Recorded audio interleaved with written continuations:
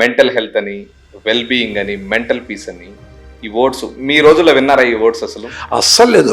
ఇప్పుడు చూస్తే ఐటీలో కానీ ఇంకొకరు కానీ ఐటీ పీపుల్ కానీ నార్మల్ జాబ్ చేసేవాళ్ళు కానీ ఎక్కడ చూసినా వెల్ బీయింగ్కి వెళ్తున్నాను, నేను మెంటల్ పీస్ కోసం అక్కడికి వెళ్తున్నాను, మెంటల్ స్ట్రెస్ ఇది ఇది అని అంటున్నారు.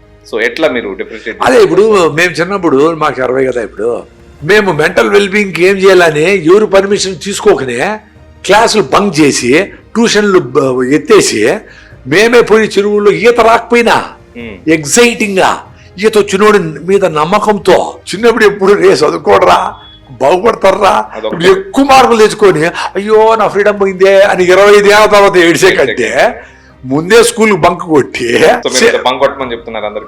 హ్యాపీగా ప్రతి ఇన్సిడెంట్ లోన చిన్న చిన్నగా సంతోషం వెతుక్కుంటే హ్యాపీగా ఉంటారు. మళ్ళా దానికి పోయి సబ్స్క్రైబ్ మీ బెల్ ఐకాన్ నొక్కండి, మర్చిపోతే చేసుకోండి, మనం మంచి చెప్తా మీరు రాయిదా తాగండి, తోటపడి కింద పడుకోండి, సింపుల్గా బతకండి అని చెప్పేవాళ్ళు మళ్ళా మనం అడుక్కో. ఇవన్నీ నాకెందుకు?